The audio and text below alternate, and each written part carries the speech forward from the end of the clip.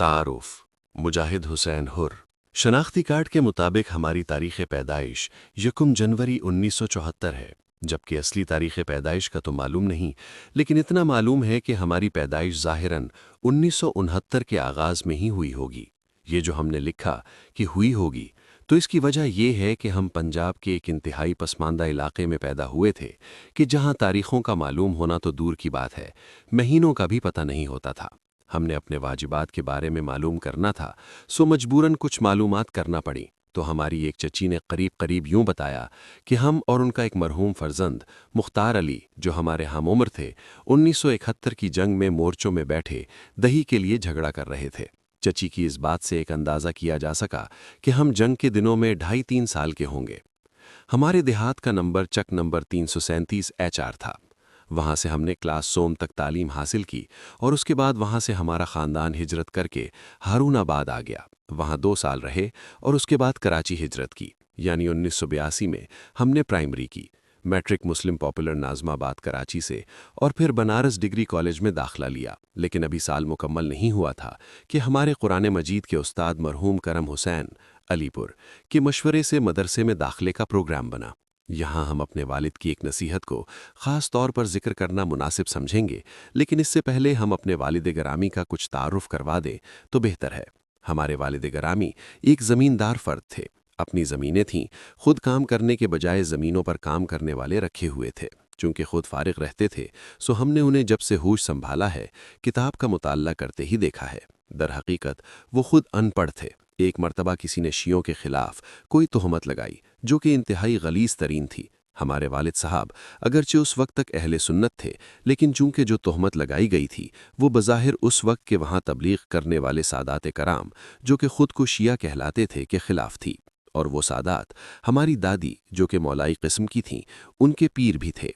वालिद ग्रामी ने इस तोहमत पर एतराज़ किया कि ये मुमकिन ही नहीं है कि शियों के यहाँ ऐसी बात हो, क्योंकि जो शिया वालिद ग्रामी ने देखे थे वो मुहतरम किस्म थे। फिर इस पर बहस शुरू हो गई और वालिद ग्रामी और हमारे देहात के मौलवी साहब का बेटा दोनों ने तहकीक का प्रोग्राम बनाया। इत्तेफाकन मौलवी साहब का बेटा पढ़ा लिखा था और वालिद साहब अनपढ़ थे, तो वालिद साहब ने पढ़ने का प्रोग्राम बनाया और पढ़ना लिखना सीखा। वालिद ग्रामी बताया करते थे कि ना कायदा किताब थी, ना कॉपी व तख्ती, कुछ भी नहीं होता था। ज़मीन पर ही लिखकर उस्ताद पढ़ाया करते और वालिद साहब पढ़ा करते। यूं पढ़ना लिखना सीखा और फिर तहकीक की, और फिर आप खुद समझदार हैं कि फिर शिया हो गए। खुदा का लाख शुक्र कि वालिद ग्रामी उलमा से मरबूत हुए और वो किताबों से दोस्ती कर बैठे, वरना हकीकत यह है कि चौधराहट और दीन एक साथ चलना मुश्किल होता है। वालिद ग्रामी ने दूर दूर तक मौलवियों का जीना मुश्किल बना दिया था। जहाँ कहीं मौका मिलता, वालिद ग्रामी इल्मी मुनाजरे भी करते थे और चौधराहट वाले मुनाजरे भी किया करते। इल्मी मुनाजरा तो खैर है, लेकिन ये चौधराहट वाले मुनाजरे यानी जूतों का इस्तेमाल, ये बहुत ख़तरनाक था। इससे ख़तरनाक बात जो थी वो ये, हमारा मुआशरा एक जाहिल मुआशरा था, जहाँ मौलवी भी औसतन जाहिल थे और उनका एक ही काम था कि अवामुन्नास को खुश रखें और उनके टुकड़ों पर गुजारा करें। इस तमहीद के बाद अब हम अपने मदरसा जाने और वालिद ग्रामी की नसीहत की सिमत आते हैं। तो जब हमने मदरसे में दाखिले का प्रोग्राम बना लिया तो वालिद मरहूम ने हमसे पूछा कि मदरसे पढ़ने जाना है या मौलवी बनना है। हमने वालिद ग्रामी से पूछा कि पढ़ने और मौलवी बनने में क्या फ़र्क है। वालिद साहब ने फरमाया, अगर पढ़ना है तो फिर सारी ज़िंदगी पढ़ना है और फिर और कुछ नहीं करना, सारी ज़िंदगी तालिब इल्म ही रहना होगा। लेकिन अगर मौलवी बनना है तो लानत भेजो इस काम पर, जहाँ दूसरे भाई खा रहे हैं तुम भी खा लोगे। बस वो दिन था जब हमने ये फ़ैसला किया कि हम तालिब इल्म बनेंगे। बस आज तक इसी कोशिश में है कि हम तालिब इल्म बन सके और क़यामत के रोज़ हमारा हश्र तालिब इल्मों में से हो सके।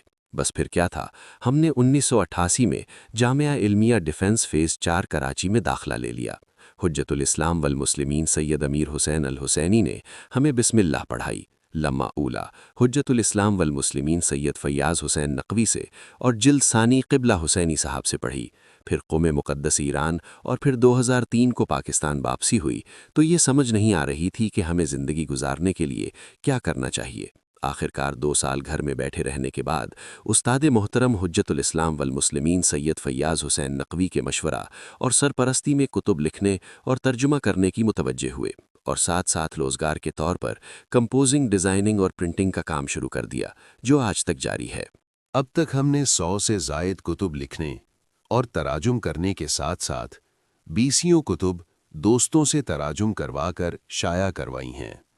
فروری 2024 تک ہماری شائع ہونے والی کتب کی فہرست درج ذیل ہے۔ تعریفات: 1. اعمال ذی الحجہ 2. اعمال ذی الحجہ و عرفہ 3. اعمال مغفرت مرحومین 4. علی مع القرآن 5. اعمال ماہ مغفرت 6. انبیاء قرآن جلد 7. خواص اسماء اعظم 8. اسماء اعظم 9. اعمال مغفرت مرحومین 10. درویش کا قصہ 11. اسلامیہ دینیات سوالاً جواباً 12. زینت الصالحین 13. تسکین القلوب 14. ہدیہ نجات 15. معرفت امام حسین علیہ السلام 16. مناجات امام زین العابدین علیہ السلام 17. مفید باتیں 18. مثالی خواتین کتابچہ 19. پنج سورہ 20. شان علی بزبان قرآن 21. تعقیبات نماز 22. تعقیبات نماز پاکٹ سائز 23. مجموعہ دعا 24. وظائف الابرار 25. دعائے عرفہ و اعمال روز عرفہ 26. حقوق الزوجین اور طلاق کی مشکلات 27. تحفۃ المتقین بضامن ہدیۃ المرحومین 28. تحفۃ العوام 29. وظائف القرآن 30. یاد امام منتظر 31. استخارہ قرآن 32. مناجات امام سجاد علیہ السلام 33. اعمال روز جمعہ 34. اعمال رمضان المبارک 35. نماز امامیہ 36. اقتصاد از نظر ولی فقیہ رہبر معظم 37. خودسازی مجموعہ تقاریر رہبر معظم 38. سخن رہبر تقاریر و اقتباسات رہبر معظم 39. تعلیم و تربیت مجموعہ تقاریر رہبر معظم 40. معاشرے میں عورت کا کردار و مقام از نظر رہبر معظم 41. توحید اور معاشرہ از نظر رہبر معظم 42. غدیر مجموعہ تقاریر رہبر معظم 43. فن و ہنر اور فن و فنکار از نظر رہبر معظم 44. عورت معاشرے کا اہم رکن از نظر رہبر معظم 45. عورت اور حجاب از نظر رہبر معظم 46. حقوق انسان از نظر رہبر معظم 47. مریضوں کے خدمتگار از نظر رہبر معظم 48. عدلیہ کلام رہبر میں از نظر رہبر معظم 49. دین مبین کے چند پہلو از نظر رہبر معظم 50. اتحاد بین المسلمین از نظر رہبر معظم 51. فلسطین و لبنان از نظر رہبر معظم 52. فوج ملک و قوم کی محافظ از نظر رہبر معظم 53. امام خمینی کلام رہبر میں از نظر رہبر معظم 54. اسرائیل و استعمار از نظر رہبر معظم 55. استقبال محرم از نظر رہبر معظم 56. خدمت حجاج از نظر رہبر معظم 57. خطبات عید الفطر از نظر رہبر معظم 58. کتب خانوں کی اہمیت از نظر رہبر معظم 59. مزاحمتی معیشت از نظر رہبر معظم 60. مدحت اہل بیت از نظر رہبر معظم 61. محبان اہل بیت از نظر رہبر معظم 62. قیام نماز از نظر رہبر معظم 63. پیغامات عید از نظر رہبر معظم 64. پیغامات و تاثرات از نظر رہبر معظم 65. تجارت و کاروبار از نظر رہبر معظم 66. ولایت فقیہ انقلاب و اسلام از نظر رہبر معظم 67. یاد امام خمینی از نظر رہبر معظم 68 معلومات قرآن 69 قرآن اور فلسفہ احکام 70 قرآن و انبیاء 71 قرآن اور اعتراضات کے جوابات 72 قرآن اور جستجو علم 73 قرآن اور جستجو مطالعہ 74 قرآن اور شوق مطالعہ 75 قرآن اور ذوق مطالعہ 76 قرآن ہادی 77 قرآن سے استفادہ 78 قرآن و جوان 79 علوم قرآن 80 قرآن اور عقائد اسلامی 81 خدا شناسی قرآن و روایات کی زبانی 82 قرآن کتاب نور 83 قرآن میں سبقت کرنے والے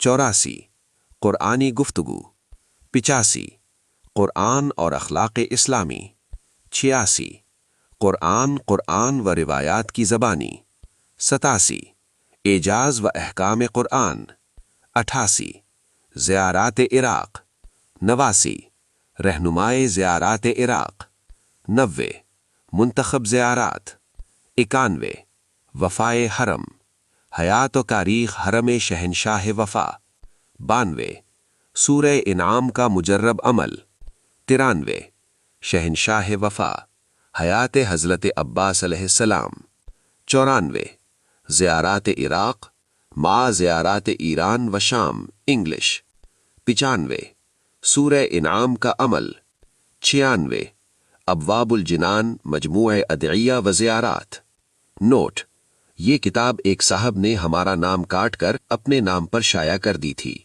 97 امام سجاد بارگاہ معبود میں صحیفہ سجادیہ اردو 98 زینت منتظرین 99 موضوعات قرآن 2 جلد یہ کتاب ہم نے مرحوم حاجی ناصر علی مہندس کے ساتھ مل کر تیار کی تھی کتب تراجم 1 عیون اخبار الرضا 2 جلد 2 الخصال 2 جلد 3 کمال الدین و تمام النعمہ 2 جلد 4 گہر پارے 5 عورت اسلام کی نظر میں آیت اللہ محمد شرازی 6 معانی الاخبار جلد 7 غرر الحکم درر الکلم 2 جلد 8 توحید صدوق 9 اعتقادات صدوق 10 تفسیر تسنیم 4 جلدیں ترجمہ ہو چکی ہیں 11 شرح نہج البلاغہ ابن ابی حدید